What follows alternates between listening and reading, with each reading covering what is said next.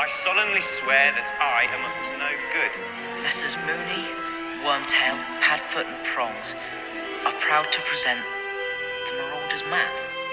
If you succeed tonight, more than one innocent life may be spared.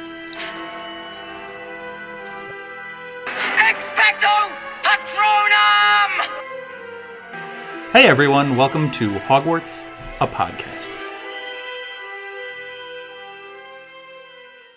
Hey everyone, I'm your host Dan, and if you couldn't tell by our new intro, we are starting Book 3, The Prisoner of Azkaban.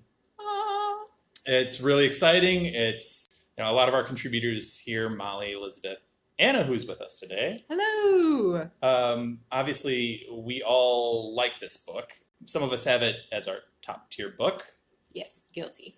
And some of us have it in our, top two, top three. So it's up there in our favorite books, and there's a lot going on in it. So we're excited to kind of break into it.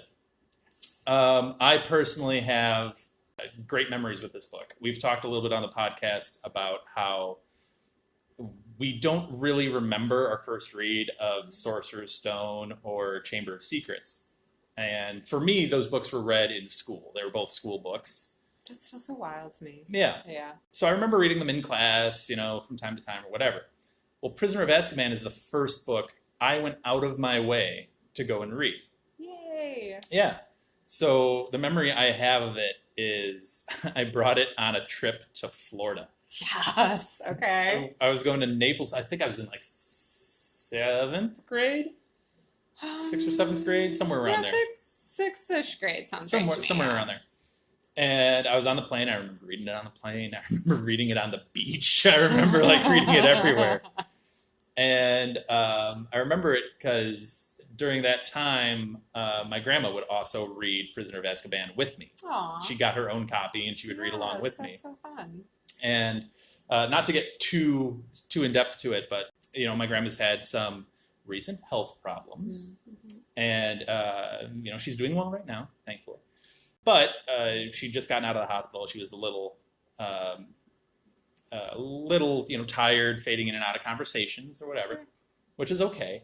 But after visiting and saying, my travel plans for the summer, or talking about this podcast and how well it's doing, again, thank you to everyone. I talked a little bit about reading Prisoner of Azkaban with her back in Naples, Florida, all those years ago. And she fell asleep shortly after the conversation. My aunt, who stayed later that night, called my mom the next day and was like, yeah, she woke up around, 9, 10 o'clock that night. And she asked her what she remembers from our visiting. And the two things she remembered were my travel plans this summer and Harry Potter and the Prisoner of Azkaban. Yay. So it was kind of a cool moment. So this book, not my favorite book in the series, but I have some pretty cool, great memories attached to it, which does make it special. Yeah. So I'm excited. I am too. And we're starting off with Chapter 1, Owl Post.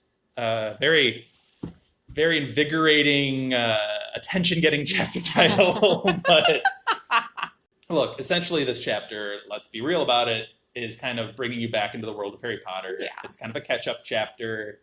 The first line of this book is great. It's a great line, but it also makes me eye roll a bit because it's like, Harry Potter was a highly unusual boy in many ways. I'm like, really? Because I didn't get that vibe the first 2 books that I've read. Not at all. No. I didn't remember that aspect of the first 2 books. No, nothing. Not that we spent half of a book describing just how anxious he is about how unusual he is, but whatever. So it's just it's a good line to start a book.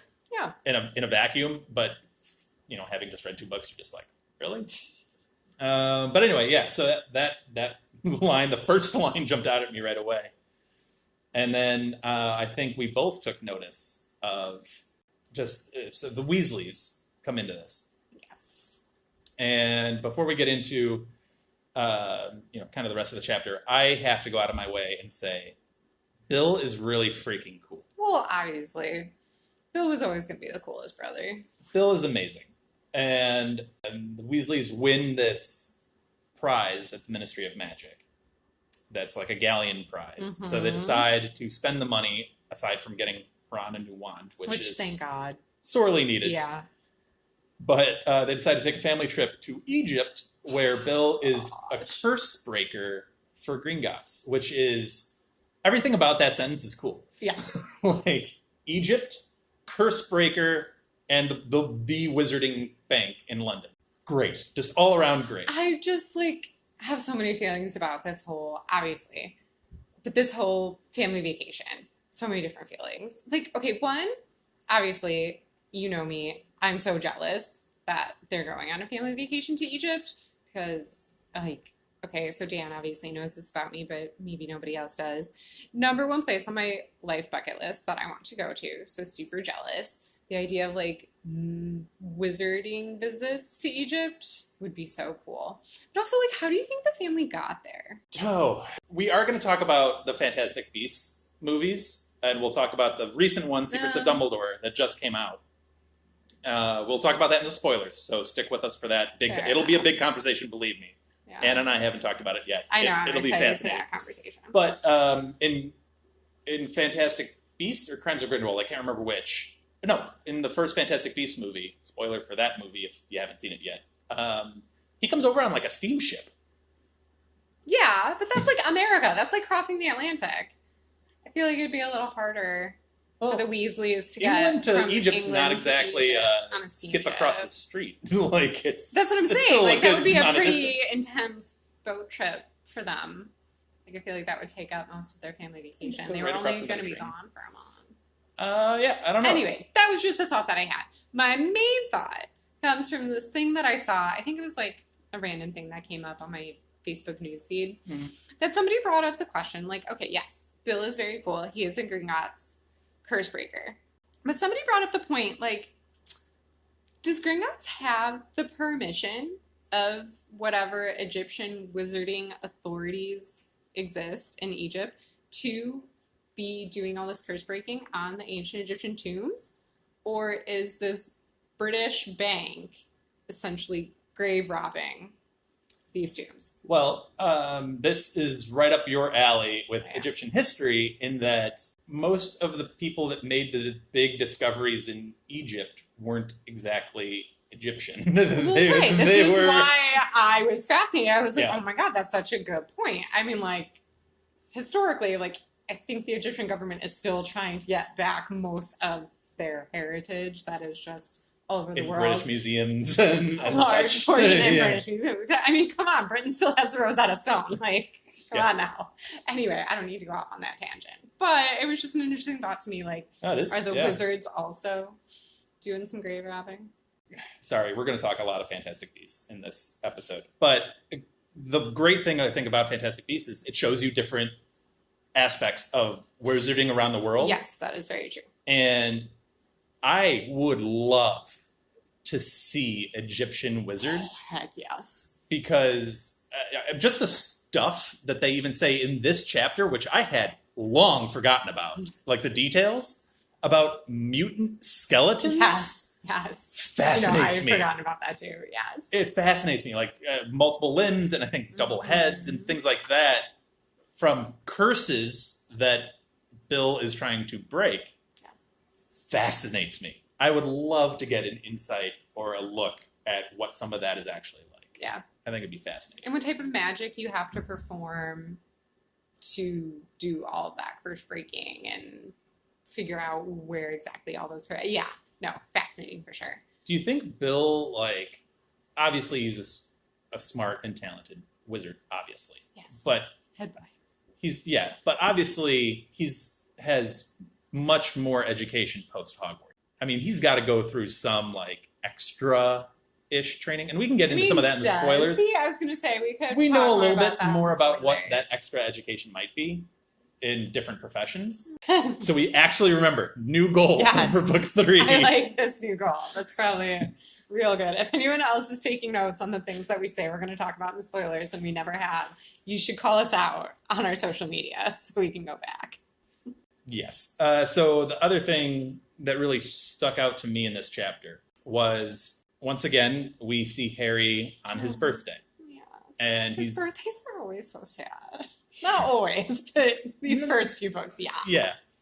And he's doing his history of magic homework in, the safety of the middle of the night. Underneath his covers. Which how he doesn't get ink on his sheets, I have no idea. Yeah, I don't believe that. He realizes that his birthday is now an hour into it. Yeah. And goes over to the window and sees this like oddly shapen thing come towards him. I just imagine it kind of like the Blob, or like that old sci-fi movie, like the Blob. Yeah. Kind of, yeah. And he realizes that it's 3 owls coming straight towards him. So opens the window, lets them in. Two of which are familiar to him. Yes. So they're carrying their own packages, and then they're also carrying the middle owl that seems to be struggling with its package. Like, thank goodness they found the poor little Errol. Like, what would have happened if they hadn't? I feel like that's all Hedwig. Like, that's all. Most definitely. I feel like a lot of this, and we've talked about, like, how did the Dursleys remember to give Harry a birthday or a Christmas present? Clearly, I think we know the answer here. See, I'd lean more towards giving credit for that to McGonagall, but I like the idea of that it's Hedwig. Because it seems like Hedwig went out of her way to... Oh yeah, Hermione flat out says. Yeah, like, made sure Harry was acknowledged on his birthday. She's a good owl. Could you, like, put yourself in Harry's shoes here? And we just said, hasn't had a lot of great birthdays. Yeah. And I think he says in this chapter he's never actually gotten anything for his birthday other than the cake that Hagrid made him that 1 year. No, he said the last 2 years, the Dursleys had just flat out ignored him. He used to get stuff like, an old pair of Uncle Vernon's socks. I'm not counting that. I'm not counting gifts, that. But yeah. Nothing He's never of actual, like a real card. gift. Yeah. Like a real thing, not some token piece of literal trash. So just putting yourself in his shoes and just thinking that anyone, let alone 3 people, or if you want to include the Weasley family as a whole, thought of him on this day. I actually don't want to include the Weasley family as a whole because it's so meaningful to me. Ron was his very first friend, okay? And Harry made a point of telling us he'd never had a birthday card. And the first card that he opens is Ron's. Like, his very first friend gave him his very first birthday card. It just made me happy. Yeah, no, it's a really great gesture. And I can kind of feel that emotion that Harry would have in that moment of, like, how great that is, how great of a feeling that is. Which, just gets better with, Hermione's great gift for a third-year student to come up with that gift is great. Of course, it is Hermione. I was just going to say, she's very good at giving, she's not very good, but she gives very meaningful, specific gifts. Yes. And just the extra effort it took to have it, like, mailed in from the Daily Prophet, which is just a great extra effort thing. Like, it's one thing to remember a birthday and then to, like, go that extra bit and really make that much of an effort is great. And just God bless Hagrid. I know, right? He means so well. He does. And, I guess if you want to include the cake that Hagrid got him, that was his first, I guess, real birthday gift-ish moment. Yeah. Well, even if you don't include the cake, there's Hedwig. Right. That too. It's meaningful that these 3 people are the ones that kind of send him something. But him seeing the picture of all of the Weasleys, like, lined up, and they're all, it's just a good, feel-good moment. It is. But the picture of him staring at his birthday cards lined up as he was trying to fall asleep, I felt like that's even a good moment. Mm-hmm. Yeah.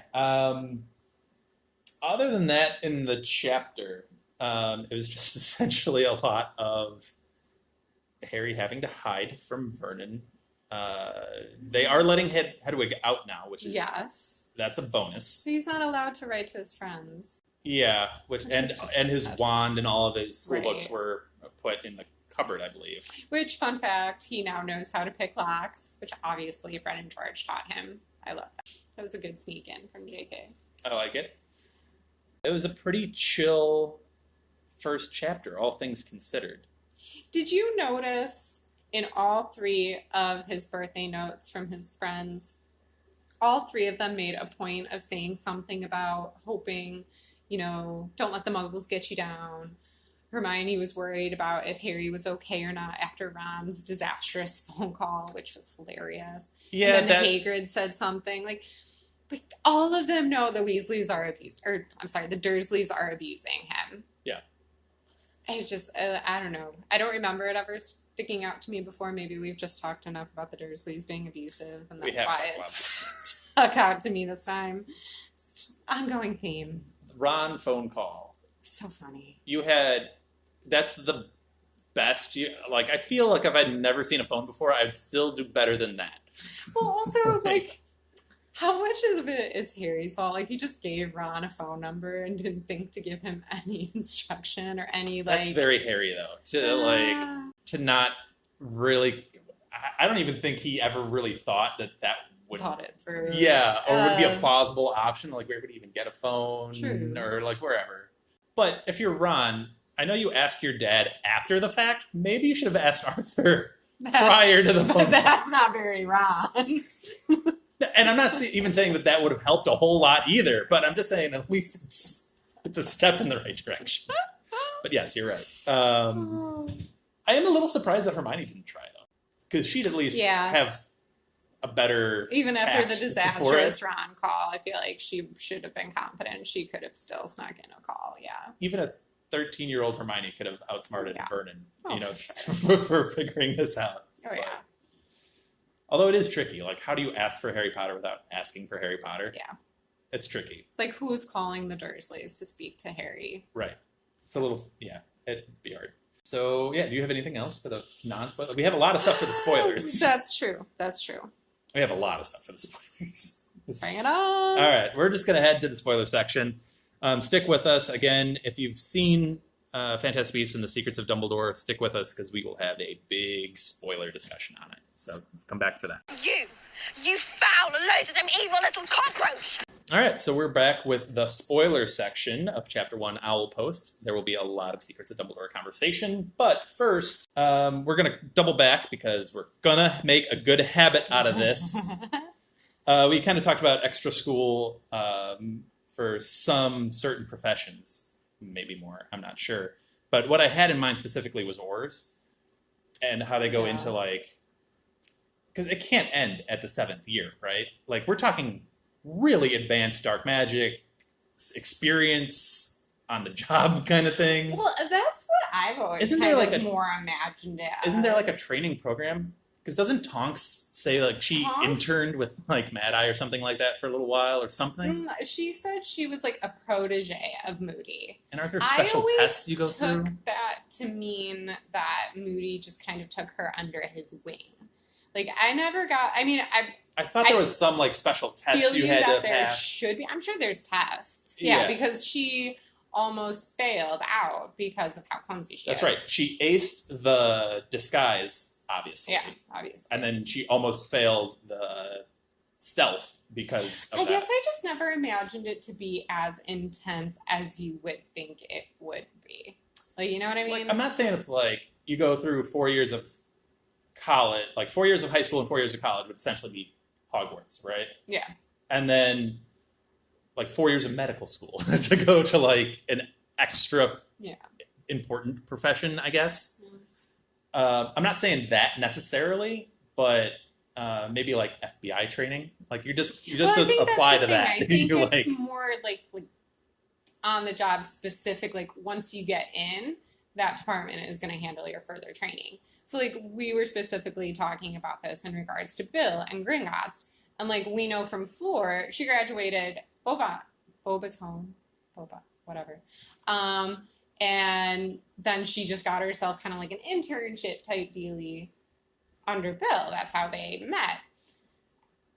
So, I I'm assuming the same would be said of Bill, and like maybe he just proved himself and like got himself into the correct training programs within Gringotts in order to work himself up to There's Curse no Breaker. way he graduates from Hogwarts, gets a job at Gringotts, and they're like, "Hey, go break curses Well, no, out of in Egypt." course You not. know, We it's just did like- the math, and he's been out of Hogwarts for 7 years. But I don't think he had to go to some like other very specialized type of like specific other school. schooling. No, I'm not saying that either. Yeah, But okay. there's some sort of extra education taking place. Yeah. That, I mean, Well, I would hope that would be the case for any job. Like, don't just throw me into the minute. Okay, maybe, unless maybe. Well, even like the magical janitors needed to know some extra magic. Like, can't everybody get some on the job training? there's a difference. No hate towards Filch's profession of magical or almost magical janitor. But there's a difference between that and breaking curses in Egypt and hunting down Death Eaters. There's a Is difference. there? There's a difference in danger level there. All of them seem to involve James. Fair point. Anyway, moving on from that, Harry gets a sneakoscope Yes. as one of his gifts. And they basically tell you it spins and it flashes, I think, right? I think it made There's some some like noise, lighting or yeah. whatever that goes off if someone untrustworthy is near. Yeah. And then they said how they think it might be a little faulty or it might not be trustworthy because it went off at the Weasley family dinner. Yes. Thoughts on that? Oh, well, come on. I'm just throwing it out there. I believe we both know the cause of it. Well, obviously. And it's not Fred and George. Right. Yeah. Yeah. That's why, in a couple chapters, Sneakoscope is going to disappear into one of Harry's worst pairs of socks. Like, it's just constantly going off because of, I refuse to say his name. I only refer to him as, you know what? I shouldn't refer to him as Wormtail. He doesn't deserve that nickname given to him by his closest friends. Folks, we're not even 4 minutes in, 4 or 5 minutes in to the first chapter spoiler section, and she's already hitting some Marauder stuff. Be prepared. So I'll always find a way to bring it back to James.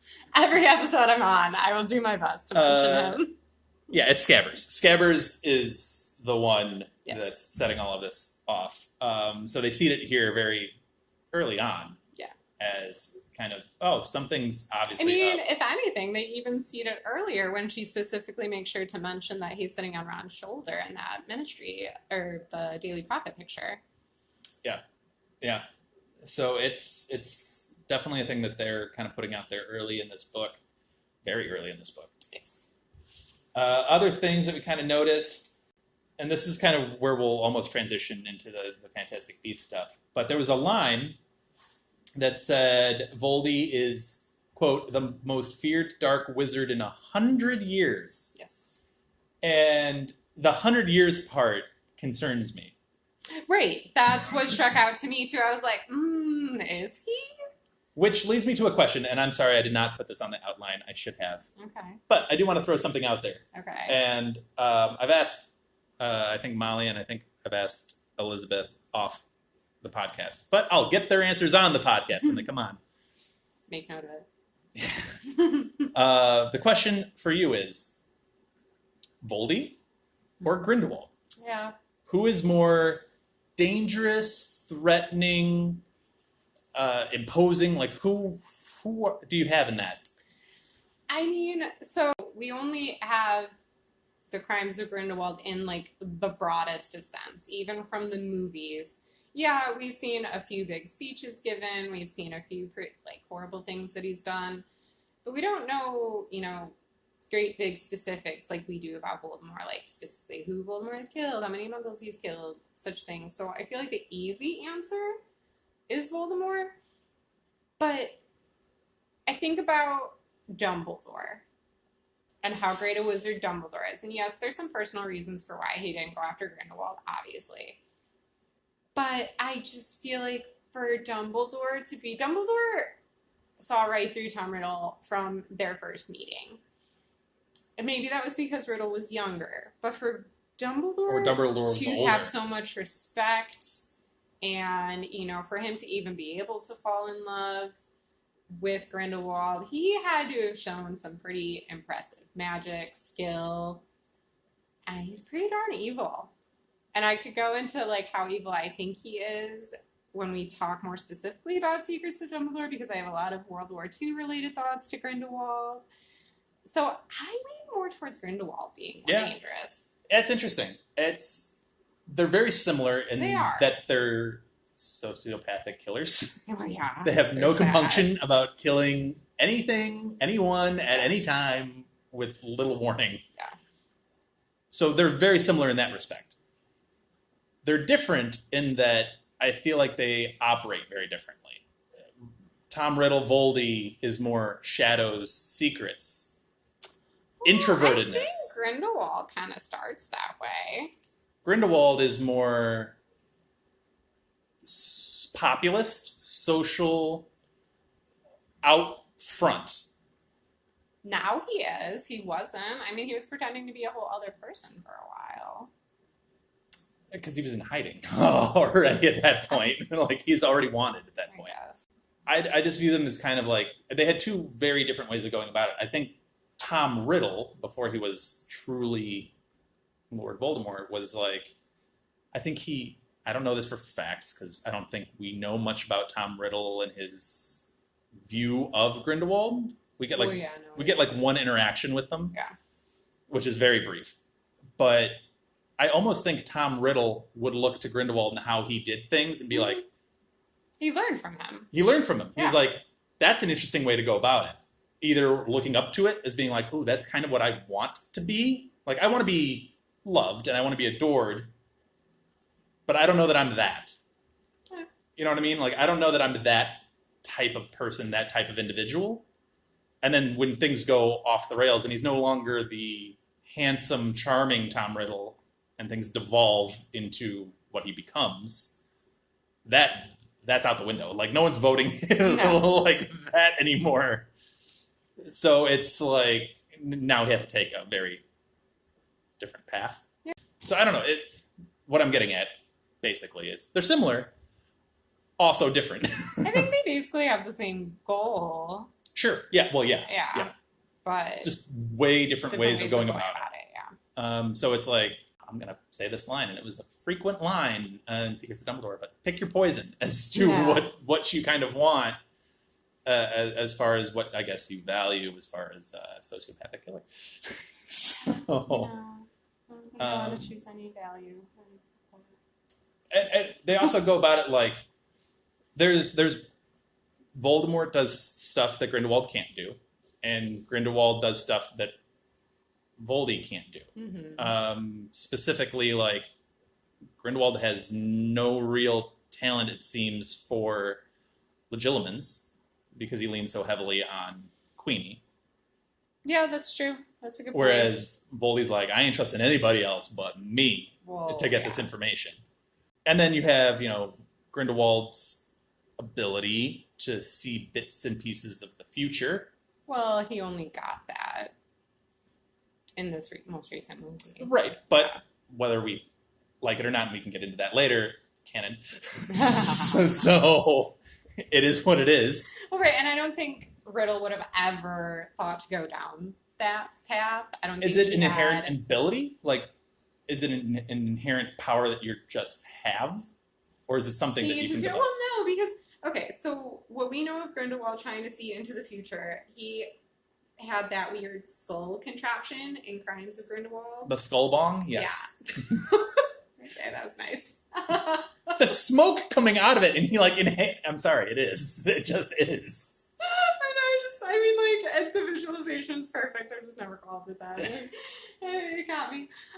So there's that, and then he seeked out the Chillin. Like, I feel like he has an interest in seeing into the future, not necessarily skill into seeing into the future. Like, he's just a skilled wizard, and he's going to seek out, but he knows what type of magic he needs to use to see into it. I don't think it's inherent skill, but I don't think, even if he had inherent skill or not, that's just not the route that Riddle is going for. He never wanted to look into the future. He never even looked to figure out what the whole prophecy said until trying to fix the prophecy almost killed him.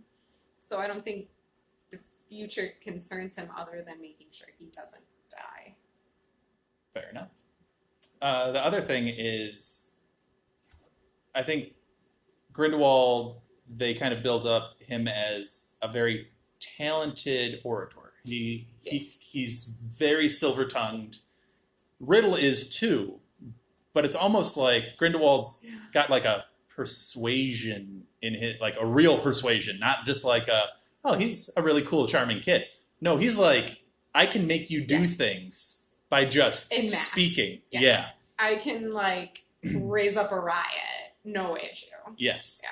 And I think that has its own menace to it that's particularly dangerous. I mean, I have lots of thoughts about that, but I thought that was for the end of the spoiler section. I'm not ready to go there yet. You're not ready to go there? All right. I have one more thing we can get to before we get to Anna's World War II. So the other thing that kind of caught me while reading this and watching Fantastic Beasts was we got to be lucky that Harry never became an Obscurus. When I read this thought on your outline, I immediately started deep diving. That is just such a, I don't know how I've never thought of that because, yeah. So, okay, are you ready? I actually really did deep dive it. Go for it. No, I'm always ready for a deep dive. Right. How is Harry not an Obscurus? What's the difference between him and Greens? So this is what I found. I did some Googling. And per Wizarding World, this is direct quote from Wizarding World. Being an Obscurus is suppressing your powers can cause a different kind of magic, a dark energy called an Obscurus. The force is caused by an internalized hatred of one's own magic and can cause death and destruction wherever it goes. Well, I think that right there then answers why Harry never actually became an Obscurus. He didn't even know he had magic to internalize. So this is where my hot take comes in. Did the Dursleys maybe save Harry from becoming an Obscurus by not telling him about his magic? Yeah, and I think that's the finer point to this. Is it really is a fine line. Oh, yeah.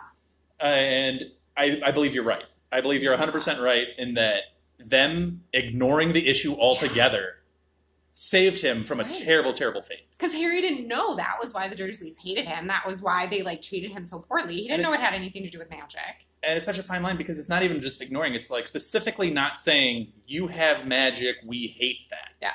Because how impressionable are children? They have no idea. So they can internalize all of that. Mm-hmm. It's I have this thing that everybody hates. Oh my goodness. Right. That's a really fine line that was walked there. That's a dangerous game for Dumbledore to play. Yes. Which is that's a whole conversation. A whole other conversation. It's a whole conversation. I want to have with you, but I want to have it later. Oh, okay. Yeah. No, guys, I know. We've said it before, but we can have a whole hour-long podcast on just Dumbledore.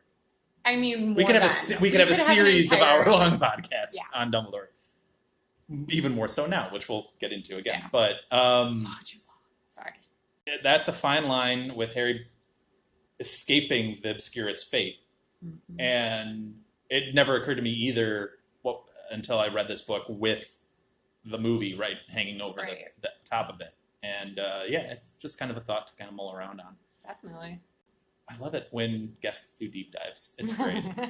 I love it. We try our best for you again.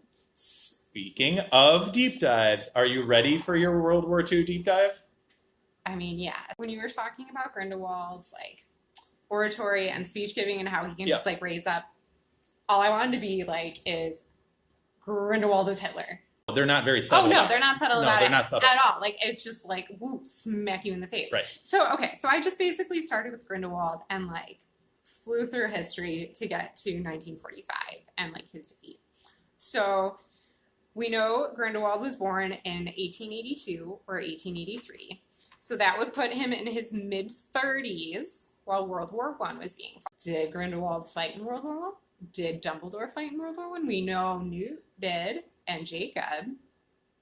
So then I kind of looked into whether or not, I couldn't remember from the Fantastic Beasts movie, whether or not wizards were allowed to fight in World War I and how much of a wizarding war that was. And apparently wizards were not supposed to officially be involved in the war. It was considered a Muggle war because they were worried about the Statute of Secrecy, which, James Powder, fun fact, his grandpa was a Wizengamot member, and he opposed that stance. He thought that wizards should have a role. But anyway. We're going to keep a running tally of James Potter mentions during this. That's fine. That's a one. But so then my thought was, okay, did that fuel Grindelwald's plan to just kind of rule over or eradicate Muggles after seeing how much devastation they wrought on one another? Is that where he kind of, it's not the first time he had the thought, wizards should be ruling over them. He had that much young. We fast forward to the Fantastic Beasts films. He's in his mid-40s, which would still make him young enough, obviously, to be active and running things in our 1939 to 1945 World War II time frame. So I just feel like you said, the movie was not subtle at all in drawing parallels between the German Ministry of Magic, that whole scene, and the rise of Nazi Germany and Hitler. In Crimes of Grindelwald, he literally has a vision with the skull bong of tanks and planes and the mushroom cloud.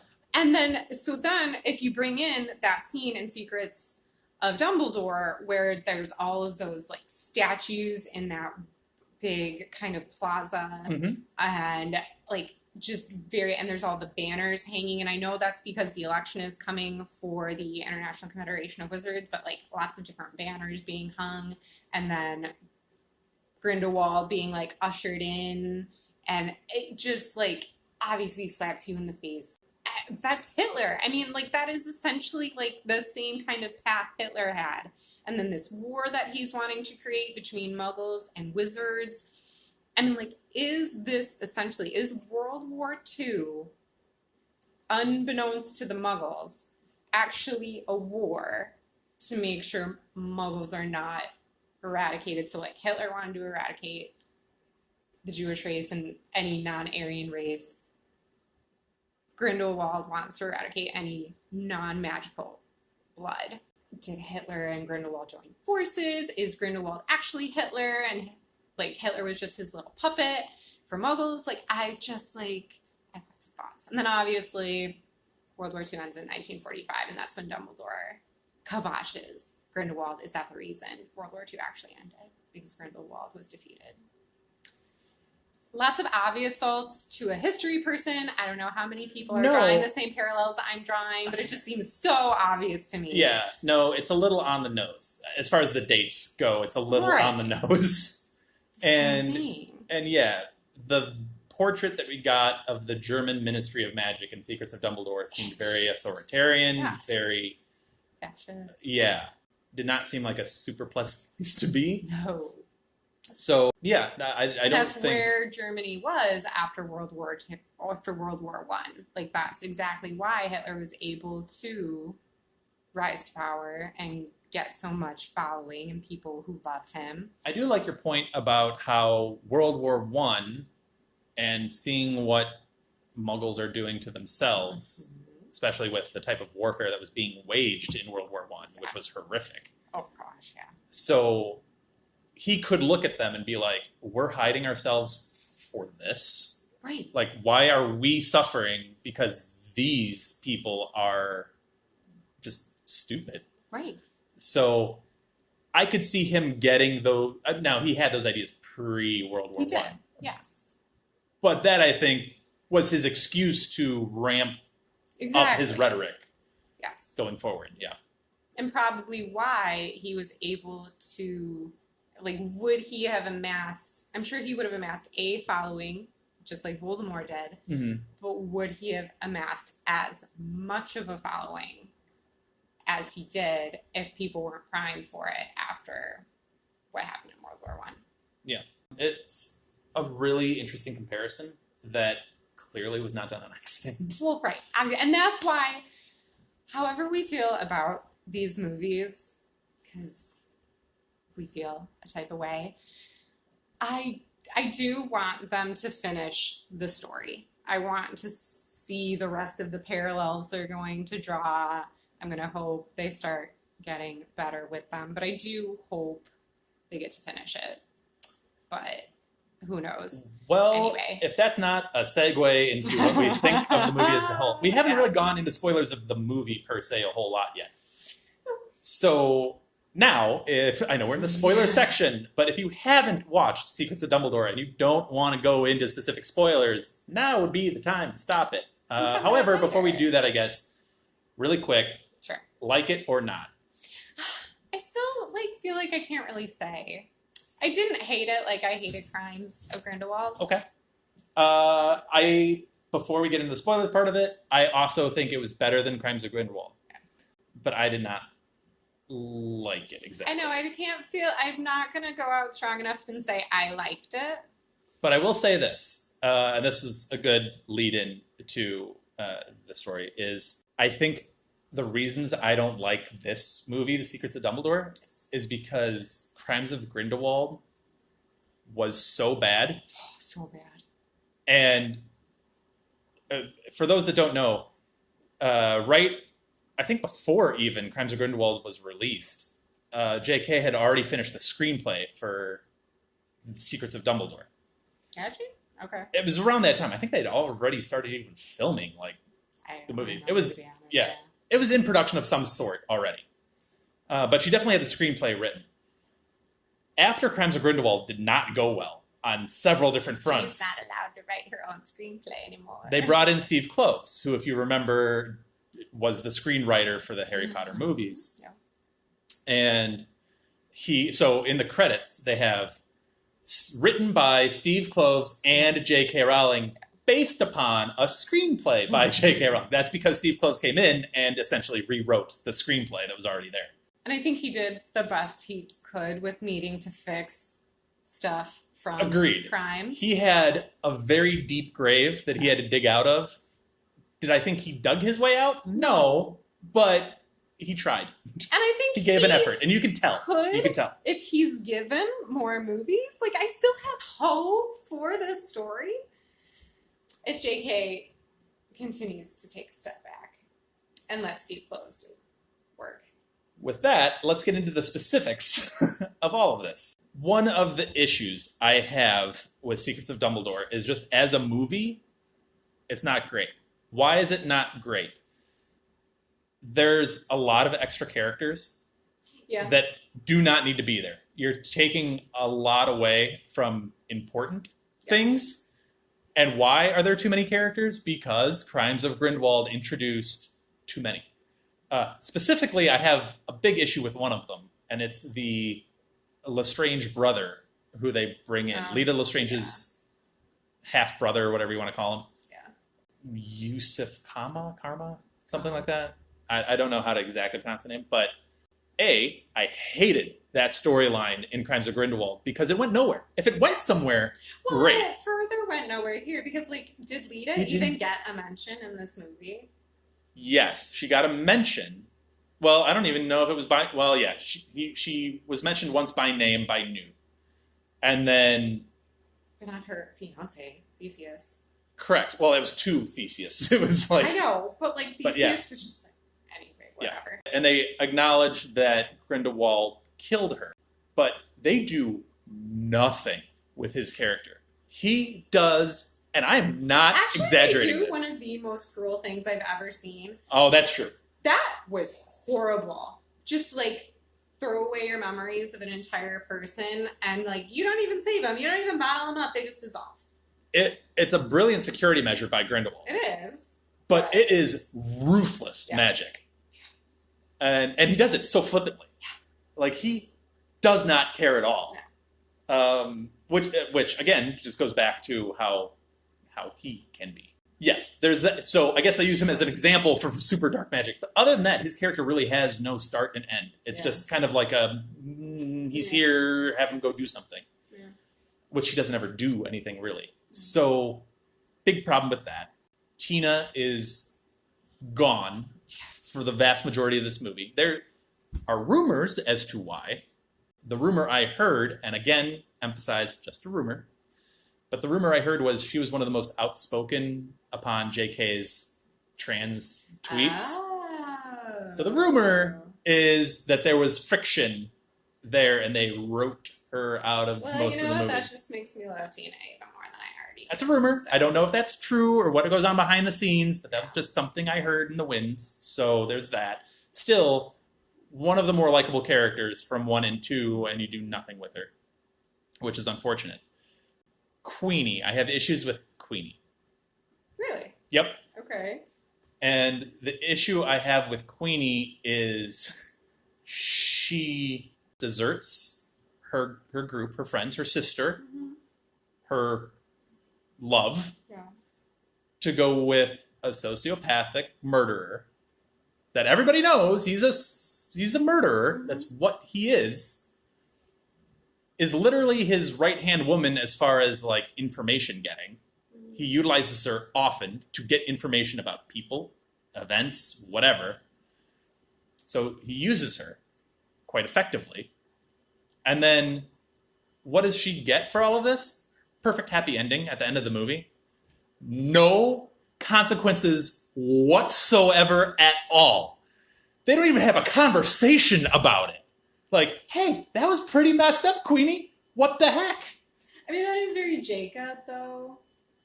I'm No not saying one it's had an okay. issue. I'm not saying it's okay.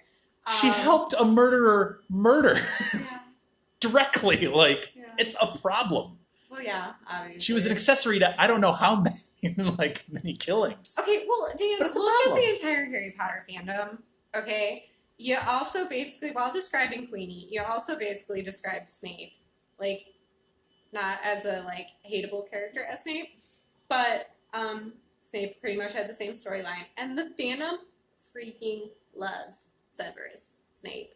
So I feel like, you know, there's not going to be much like room in the fandom for people to like, they don't want to see Queenie hated on. They don't want to see, like, everybody was up in arms and was horrified and disgusted by Queenie going with Grindelwald. I think they want that storyline to be over. They don't want to see punishment. They don't want to see any of that. They just want I to get pretend it. that happened. I get it, but I get what you're like, saying. I do. You're right. You're absolutely right. She just gets to walk You away shouldn't scot free, get to and just walk away from that. Yeah. Nobody else is gonna get to walk away scot free. so from that. I felt that was a little odd at the end of the movie. Yeah. Okay. Can I also real quick, just because Yeah, I brought go for up it. Snape, Yeah. this can literally Oh, just be like me getting so mad. please tell me you're about to say what I think you're about to say. Oh Yes! I literally Just- vomited in the theater. So disgusting. Can we move on from always? But, yeah. Okay, I have a story about that. So Elizabeth and I saw it on our first viewing. Molly was supposed to come with us. She had to, unfortunately, bail out. But I did see it with Molly, too. So I'll get to both of their thoughts here in a second. But with Elizabeth, when that moment came up and Credence is there, and a character who we'll get to in a second, Credence asks him, "Do you think about me? Did you think about it? Did you think about me?" And the character goes, "Always." Elizabeth and I, the same time, the same pitch, the same level, the same tone, just go, Yeah. like an audible groan at the same time. And then we just couldn't help ourselves but laugh because it's like, really? They're really trying to make that a thing and make it okay. Even though in both circumstances, kind of not okay. It's a little Not weird. okay at all. Not okay at all. More so, I hate it more in Snape's case. But we just need to move on from always. Like, I know people love it. People tattoo it on their body. I don't understand it. Like, give it up. Move on. Yeah. They're trying to make it a thing real bad. So, again, we're in spoilers, so we'll just throw out the main hook here of the... Can I also say, were there secrets of Dumbledore in this, or were there just one? Was there just one secret of Dumbledore here? Or, let me phrase that. For us, the viewer. For us, the Harry Potter fan, I think there was only one secret.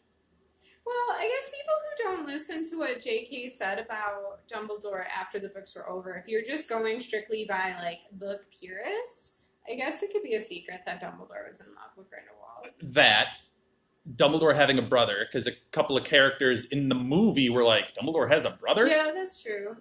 Again, Well, and they we don't know that. specify Albus Dumbledore. So there are also secrets for his brother. Yeah. Revealed, Well, obviously. yeah, I suppose. But I'm just like, I'm going through this and I'm like, is there anything I didn't know here? There's one. There's one thing I specifically didn't know about this. So it's Secret of Dumbledore. Anyway, The big secret surrounding Aberforth. It's stupid. And at the same time, Albus was falling in love with Grindelwald. Aberforth was apparently falling in love with a woman. Lies. He was falling in love with a goat. That's a harsh take. That was the take we were presented with before this random storyline. Fell in love with a woman. Things got complicated. They went away. Credence becomes Credence in America. That's essentially where Credence comes from. And then Credence spends which is another issue I have. Credence is the whole hook of the second movie. That's the big hammer that they drop on you at the end of the movie, right? Yeah. Credence does nothing really in this movie either. I get that he's a henchman sent to kill. Supposed to be like the assassin, which he does that nothing. Duel was one of the cooler parts of the movie between Credence and Dumbledore. I really liked the magic in general of this movie. I really liked. It took my second viewing to truly understand like what exactly was going on there, with the like snowflake that he blew into the window, and then kind of went into the reflection and hit Credence, and then it kind of creates this, if I can branch into a different fandom, like a mirror dimension in Doctor Strange almost, where nothing can be harmed. I was feeling more Inception-y with it, but yes, Fair I enough. like that. Yeah. Yeah, so nothing can be harmed in this like duel, which they kind of did twice in this like mirror dimension where nothing can be harmed thing. Which I don't like, but whatever, it is what it is. Fair enough. Molly also didn't really like that. Yeah. For the record, and I'll let Molly and Elizabeth really tell their full details when they come on, and they will be coming on soon in a couple of chapters. But neither of them were particularly thrilled with this movie. I'll leave it at that for right now. Although they both did like the Chillin'. How could you not like the Chillin'? I know. And so they both cute. liked Newt's crab dance. The swivel. The swivel. That was the best part of the movie. Okay. They would also agree with you. Redmayne is a gift to man. And that whole scene is one reason why. Yep. But yeah, agreed. So I didn't like... Credence has that one big moment. But other than that, the character that you built your entire hammer on in the last movie is relegated to like a tertiary character at best. That doesn't really do anything of an actual particular consequence. Part of this, again, rumors. So I was just going to say, I think part of this is off-screen related. I agree. And it is unfortunate that this series has had so many off-screen issues all over the place. Yeah. Warner Brothers actually just was sold to Discovery. And if you're Discovery, you're looking at this Harry Potter franchise and you're like, so one of our main actors from our major franchise is in court right now, a very public court case. The other one just got arrested. He was arrested twice in less than a month for Yeah. the same thing. Yeah. The problem? And that's not his first time having issues No. either. Yeah. So Ezra Miller has had some issues and written this movie, and I think to Steve Klove's credit, they know what they were up against. They knew that this movie might be the last one, so they had to write an ending that could wrap it up in a nice bow. Mm-hmm. And if they were to continue, they gave an out for Ezra Miller to be like, Yes. peace, Yeah. off screen. Yeah. Kudos to Steve Kloves for Yeah. pulling that off. I think he did that well. But yeah, I think Ezra Miller's done. If this does continue on to a fourth, To be honest, think he's I done. feel more strongly about Ezra Miller being done than I felt about Johnny Depp being done. I really hope he's done. But Yeah. So, we'll see what happens with all of that. But clearly they either wrote down or edited out a lot of Credence stuff because he was a non-factor mainly in the entire movie, which, again, is odd. Let's talk about some things I liked. How about that? Can we switch from negatives for a second? Swivel. We'll swivel to the positives. And the swivel was one of them. The Chillin' was one of them, which we talked about. Although I do have one nitpick on the Chillin', which I told you before we started recording, of the, what do you call him, president of the International Wizarding Federation? Whatever. He's presenting this Chillin' before the vote, And he says, as every schoolboy and schoolgirl know, this chillin' represents blah, blah, blah, blah, blah. And I'm like, we just spent 7 movies in a school, 8 movies, 7 movies in a school.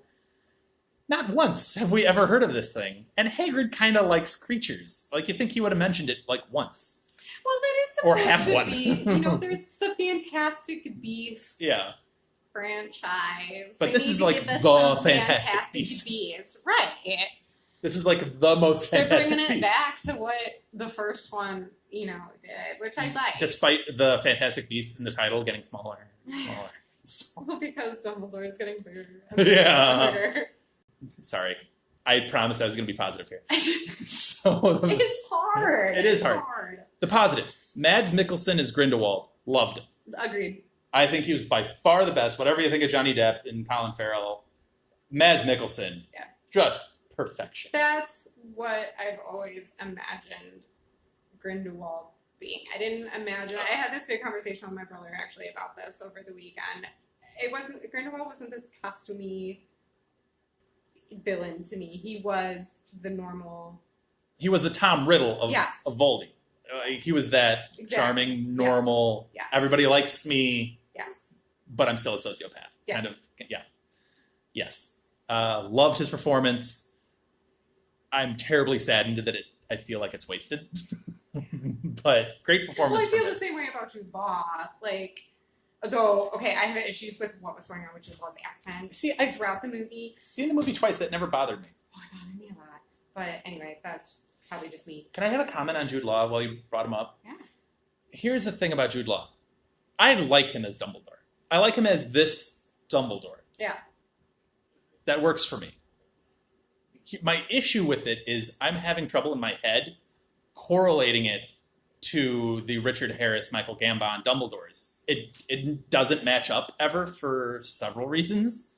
And I think a lot of people have that same issue. I know. It's, I mean, again, he's got a lot of years to travel between those Dumbledores. He's got a lot of life to live. that's a lot of life. That's what I'm saying. And apparently his fashion went completely sideways. I know, right? Because of like the Tom Ford 3-piece suits. And then you go to like That's why the this is going to be the mothball Dumbledore eaten I purple think of. like polka dot tot. You're like, whatever. I Whatever. don't want to talk about that. I whatever. But there's a lot of life lived there that doesn't. And I get that the Harry Potter movies that we grew up with are for a younger audience from top to bottom. Even though some of them get darker, it's generally for a younger audience. Where this is more for an adult, darker edged audience, which Jude Law fits more. Yeah. And he plays it better. So I do like Jude Law as Dumbledore. It's just hard for me to make this all one thing. And I guess I'm just kind of, I can see the growth. I'm not completely sold yet. I get what you're saying. I just agree don't with you. I just don't see Jude Law 30, 40, 50 years from now going like, I do like knitting patterns. I just don't, reconciling that in my head doesn't fit. But that's fine. That's fine. I'll just accept his pocket performance here as great. There were a couple of things I also liked about his performance as Dumbledore and just the story of Dumbledore, Albus. This was a very Albus Dumbledore movie to me. Yeah. It very much was him. And in the first 10 minutes of the movie, where he goes to Theseus and he's like, I can't tell you much. You're just going to have to trust me. And I literally put my arms in the air and I'm like, that's him. Well, and That's the Bunty's man. line throughout the movie, like she clearly got from Dumbledore of nobody can know everything. Like that is Dumbledore to a T. Not a single person besides himself knows everything. Yep. So it's very Dumbledore. Yeah. And then at the end, we did kind of talk about this, I guess, before. But at the end of the movie, you kind of see the price he pays for being who he is. Yeah. And everybody's celebrating the wedding. I know that was And sad. and Albus is out in the cold alone. That was his choice, though. It is. I think that could have been a turning point for him if he had gone into that wedding. Newt is open to being his friend. I feel like Dumbledore wants to be Newt's friend. in that respect, to a point that you've brought up in previous episodes, his unwillingness to share the load. Yeah. Here, he shares the load quite a bit. Yeah, that's true. And I'm kind of waiting for that hat to drop of something going horribly wrong and him doing that, and then him turning. Yeah. It didn't happen here. Although it comes close a couple of times, It does. which he mentions it. He's like, "You're here. You're alive. That's good." Was I not supposed to be? It's like, maybe, maybe not. You know, who knows?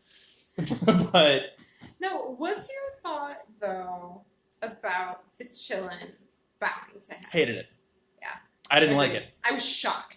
And I liked his response, though. Agreed. I liked his, like, no, no, no, no, no, Yes. no.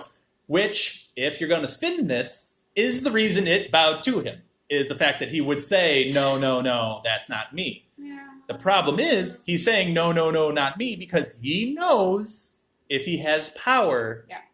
it doesn't to suit me, him. The chillin' would have, like, he's supposed to be this magical creature who only ever bows to the pure of heart. That's why he, like, barely ever bows to people. Okay, I say he has a good heart. Pure of heart. exactly. Obviously, he does not. Right.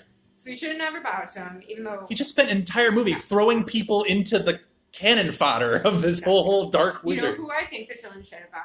Either I'm scared about who you're about to say, because I might agree or I might disagree. I fully thought the chillin' was going to bow to Jacob. Yep. Yeah. Yeah. And... But they set you up for that the entire movie. Right. They mention it several I know. times. I know. Bait I and also switch. would have been okay with it if it had bowed. I know it never would have, but if we're talking, like, their base description of who the chillin' bows to, I don't understand why it wouldn't have bowed to Newt. Like, Agreed. I agree with you there, especially because if this... Oh, I'm going to set off your Gryffindor-esque-ness. But bring it. if this franchise, as billed by its principal writer, is supposed to be the quote-unquote rise of Hufflepuff, who Hufflepuff as a house is the one you're supposed to represent and the one you're supposed to want to be in, because it's the, for most people consider it, the purest of the houses. Here's your opportunity. Exactly. Here's your chance. And one of my favorite lines in the movie was when Dumbledore, I forget what Newt was saying to Dumbledore. And Don't disappoint me. Your honesty is your best quality. Something Yes. to that effect. Well, and that's what Dumbledore said. I don't remember what Newt had been saying to him, but yes. Right. One of my favorite moments when Albus said that to him. Yes. So, like, it's just, like, the perfect lead up. And, yeah. I agree with you. Wow, guys. I- Agree. It doesn't happen often. Actually, it does. It really does. It doesn't seem like it, but we do. No, I agree with you. I would have rather it had bowed to Newt than Jacob. Oh, yeah. I'm cool with it bowing to Santos in the end. Like, that doesn't bother me. She was always going to end up being the head. I know, which they also reference earlier when Theseus is like, money's on Santos. Yeah. So, what do you think of Theseus? I'm still wanting more from him. Like, I love the idea of, you know, like, Newton and Theseus doing these things together. I feel like Theseus has so much potential. It's growing. I wanted to see more of him. Yeah. I think he's a worthwhile character to get more from. Well, and that's what, like, why are we giving, so I liked the character of Professor Hicks, but why are we giving so much magic and so much screen time to this new random character when we have a character like Theseus? I want to get to her in a second, because I think she's worth a conversation. I would have loved me being the nerd that I am and the part of Harry Potter that I like the most, which, again, this is another positive of the movies, real quick. I like the adult magic. I like the creativity, and all of that goes into the adult magic of this. Not, no offense, but no Expelliarmus or whatever. I liked she puts a wizard into a wall. That's awesome. That's such a, and I liked the book magic when she wrote her. great at book magic, apparently. So amazing. Oh. And going back to Dumbledore for a second, but the whole briefcase copycat Seven Potters scene, Oh, yeah. which didn't love that it's kind of a knockoff Seven Potters. Yeah. I did love another very Dumbledore thing. The magic that comes out of it, very Dumbledore. Yes. Oh my god, I loved the magic. It's very great. It's just great magic. The Quidditch balls coming out. Loved it. Yes. Loved it. Like tchotchkes, like everything coming out of it. Great. So I liked all of that as well. With the adult magic, I would have loved to see the head of the English horror office Right. Which is a promotion for him. He has been promoted since the last movie. and the head of the American horror office, Tina. I would have loved to see them spread their wings and really show off what they're capable of doing, because those are two very prominent positions that you have to be really freaking skilled at. Yeah. I would have loved to see them show that. I didn't like it. I'm not like sitting here loving it. I guess I'm doing my best because, like, kudos to your podcast. It's bringing back some of my joy in the Harry Potter world, which I was starting to lose thanks to its author. So I think I'm trying really hard to hold on to that and not just get super upset and remember everything about the movie that I didn't like. So maybe that's why I'm being a little more positive than I actually feel as I'm talking about it. But it's just not a great movie. And it's not, the more I thought about it in the second viewing, I'm okay with some of the Harry Potter stuff in it. And the Harry Potter stuff I don't like, I'm not blaming this movie. I'm blaming Crimes of Grindelwald. Exactly. Because that's the foundations of it. Yeah.